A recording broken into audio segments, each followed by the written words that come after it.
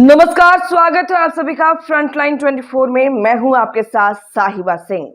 बिहार में इसी साल विधानसभा चुनाव होने वाला है। बता दें आपको कि एनडीए में सीटों का फॉर्मूला लगभग तय माना जा रहा है। जदयू भाजपा में सीटों का बंटवारा फाइनल हो चुका है। जदयू 103 तो भाजपा 101 सीटों पर चुनाव लड़ेगी।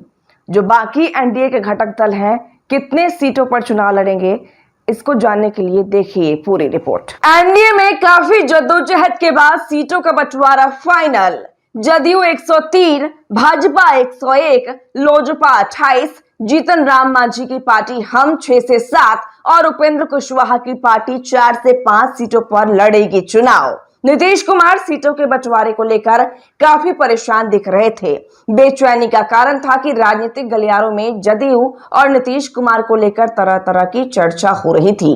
इसी बेचैनी के बीच अचानक मुख्यमंत्री अपने 2 खास मंत्री विजय चौधरी और अशोक चौधरी के साथ दिल्ली रवाना हो गए। बताया गया कि मुख्यमंत्री निजी काम से दिल्ली गए हैं, लेकिन वे दिल्ली पहुंचकर भाजपा के शीर्ष नेतृत्व से मिले और सीटों की चर्चा कर लौट आए। सूत्रों से जो जानकारी मिल रही है, उसमें नीतीश फिर एक बार बिहार विधानसभा चुनाव में बड़े भाई की भूमिका में दिखेंगे। भाजपा से 1 या 2 सीट अधिक पर जदयू चुनाव लड़ेगी। भाजपा नीतीश कुमार को फिलहाल नाराज नहीं करना चाहती है। नीतीश कुमार की बात मान ली और हर अटकलों पर विराम लगा दी है। पहले से ही चर्चा थी कि भाजपा और जदयू दोनों 100 से कम सीटों पर नहीं लड़ेगी। दिल्ली की बैठक में ठीक ऐसा ही हुआ। नीतीश कुमार के सामने भाजपा को झुकना पड़ा और जदयू को बड़े भाई का ओहदा फिर से देना पड़ा। बाकी बचे सीटों पर तीनों दल लोजपा, हम और लोक मोर्चा को भाजपा लड़ाएगी। जदयू के इससे कोई लेना देना नहीं रहेगा। सीटों को लेकर सिर्फ जदयू और भाजपा के बीच बैठक हुई है। इस बैठक में एनडीए गठबंधन के कोई घटक दलों में शामिल नहीं थे। यह खबर ज्यों ही बाहर निकली, चिराग पासवान बिफर पड़े और कहा, इस तरह की कोई बैठक नहीं हुई है, यह महज अफवाह है। हालांकि उन्होंने आज एनडीए गठबंधन से अलग होने का भी संकेत दे दिया है। एनडीए गठबंधन के साथ ही उपेंद्र कुशवाहा पहले से ही नाराज चल रहे हैं। जीतन राम मांझी सीटों को लेकर बड़ी बड़ी बातें करते रहते हैं, लेकिन भाजपा को भरोसा है कि लोजपा, हम और उपेंद्र कुशवाहा को मना लिया जाएगा। अगर चिराग पासवान को छोड़ दें तो उपेंद्र कुशवाहा और जीतन राम मांझी के पास कोई विकल्प भी नहीं है। बताया जा रहा है कि मुख्यमंत्री इस बार दिल्ली से दुखी होकर नहीं बल्कि गदगद होकर लौटे हैं। नीतीश कुमार को भाजपा चुनाव से पहले किसी भी हाल में दुखी नहीं करना चाहती है।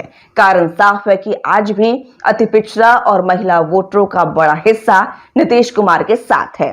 लेकिन यह भी सच है कि भाजपा चुनाव बाद नीतीश कुमार के साथ महाराष्ट्र की तरफ बड़ा खेल करेगी। चिराग पासवान आरा से चुनावी शंखनाद कर चुके हैं और बातों बातों में भाजपा जदयू को नसीहत दे दी है। कह दिया है कि अगर मेरी पार्टी के साथ नाइंसाफी हुआ तो हम अलग निर्णय ले सकते हैं।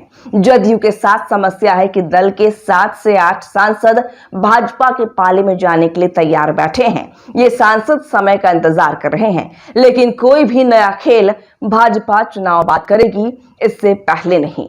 चिराग जितना उछल कूद कर लें, रहेंगे भाजपा के साथ ही। हाँ, उस उछल कूद से 1-2 सीटों में इजाफा हो सकता है, इससे अधिक नहीं। बाकी घटक दल जो सीट भाजपा देगी लेना पड़ेगा और कोई चारा नहीं है इनके पास। जो भी हो, राजनीतिक गलियारों में सीट बंटवारे को लेकर खूब चर्चा हो रही है। जदयू आगामी विधानसभा चुनाव में फिर एक बार बड़े भाई की भूमिका में नजर आने वाली है।